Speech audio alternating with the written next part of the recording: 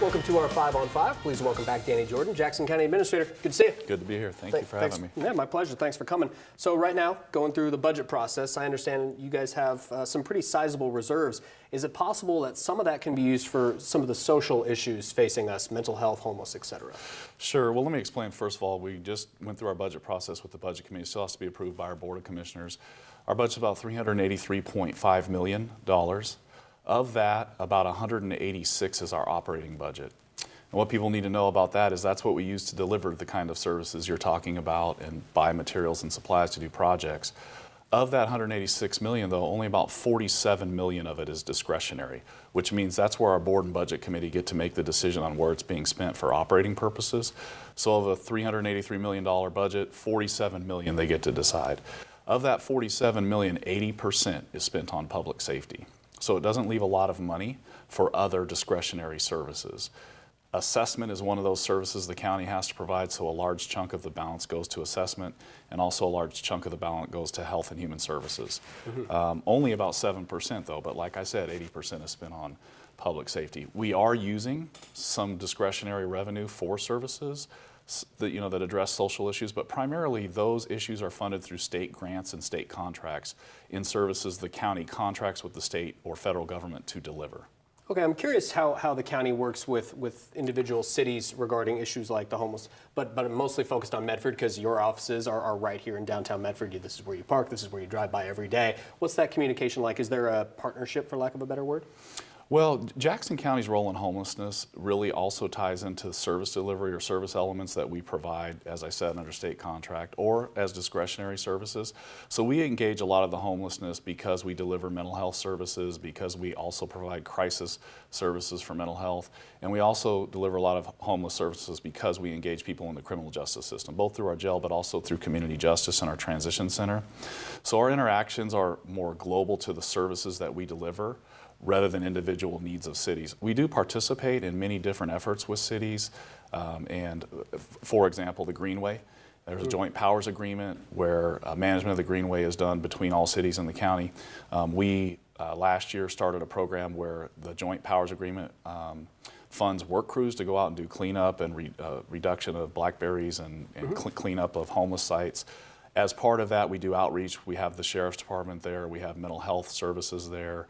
We have parole and probation there. So those happen through all the city's jurisdictions, including the city of Medford. Okay, we're going to take a quick commercial break. Sure. Much more in just a moment. Stay with us. Welcome back to our 5 on 5. Again, we're here with Jackson County Administrator Danny Jordan. We're talking about kind of the homelessness and how you guys, your offices are right here in downtown Medford. Because of you use the word global, Jackson County kind of overseeing, not the right word, working with so many local cities. Is it possible to get these groups to all work together and as the global agency for you guys to lead that? Well, essentially, I think that leadership involves all members at the table, and the county is a member of the Continuum of Care organization. That is the group that has kind of come together. The county previously published, wrote and paid for and published the 10-year homelessness plan. So the county did take the leadership role. We reached the end of that 10-year plan. The dynamics of funding, mostly through HUD, have changed the need for that to be the vehicle for coordination and moved it more into the continuum of care. So the county does participate in that, both having someone at the table and serving as a secretary to that group. That group also has representatives from various cities and agencies. So that's really the place where this is being coordinated. And I think that the interesting thing is, the county does spend a lot of money to help address this. I think the county is probably one of the agencies that has the largest expenditures in our budget this year.